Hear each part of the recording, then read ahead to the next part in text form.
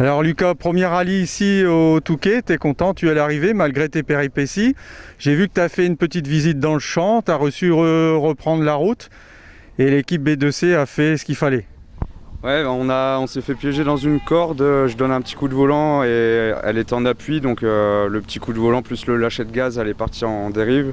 J'ai fait ce que je pouvais pour essayer de la rattraper, mais on a descendu un genre de petite marche de 5-10 mètres, on est retombé en piqué et ça a soulevé le protège carter et ça a cassé le radiateur. Donc j'ai préféré m'arrêter un peu plus loin pour pas tout casser complètement, et puis après eux, ils nous ont fait de la magie jusqu'à 4 h du matin. C'était stressant, ils ont fait ce qu'il fallait parce que c'était pas gagné.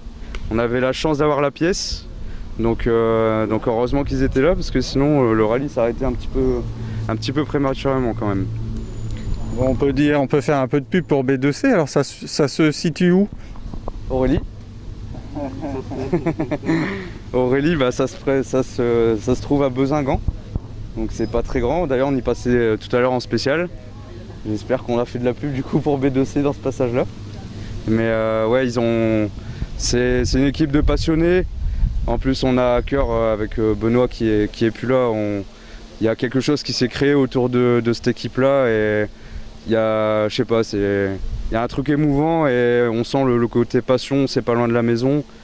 Emilien connaît bien la voiture, donc ça va être avec plaisir qu'on va faire appel à eux toute l'année, je pense. Et on verra par la suite si je peux continuer à rouler, mais ouais, c'est une très bonne équipe. Bon, ton rallye du Touquet alors? Le rallye du Touquet, déjà merci à David, parce que ça aurait pas été le même rallye si David n'avait pas été là. C'était laborieux pendant les reconnaissances, je lui ai pas facilité la tâche. Mais on a bien progressé sur les notes et on a pu rouler sur un bon rythme dès les premières spéciales. Parce qu'on n'avait pas roulé depuis septembre, c'était que mon deuxième, donc voilà, c'était cool. Et dans les montées, ça allait? T'as pas dû pédaler? Faut être propre dans les trajectoires pour pas subir dans les montées, effectivement. Mais bon, c'est ça ça apprend à être propre et c'est une bonne école. J'ai la chance de pouvoir faire du rallye et je me contente largement de cette voiture-là et j'en suis très content. Bon, tu fais du rallye, tu as de la chance, mais il faut remercier les partenaires. Il faut remercier les partenaires, Nord-Frigo notamment. On a fait une belle déco. J'ai plein de petits partenaires à côté aussi, les partenaires de David également, qui sont en lien avec mon travail à Citroën Lens. Il y a des amis, il y a des collègues pilotes également qui m'aident un petit peu. Et puis mon père aussi, parce que dans l'ombre, au niveau de la logistique, bon, ça reste des conseils de père, mais il fait son travail de père aussi, de me canaliser un petit peu. Et puis il est quand même là, même s'il n'est pas présent à cause du Covid, etc. Et du couvre-feu. Je pense à lui et j'aurais bien aimé qu'il soit là pour le podium.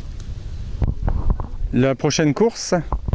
Dans 2 semaines, si Emilien il me dit que la DS3 elle sera prête, donc au Centurion avec Mélanie.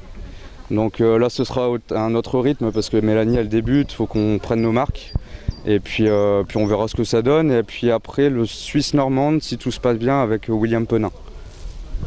Un joli petit programme. Un joli gros programme parce que va falloir le tenir et va falloir la préserver la voiture. Parce que là je lui ai fait des petits bobos. C'est plein de petits bobos, mais il y en a quand même un petit peu. Merci à toi et puis à bientôt alors. Merci Greg et puis à bientôt aussi. Merci.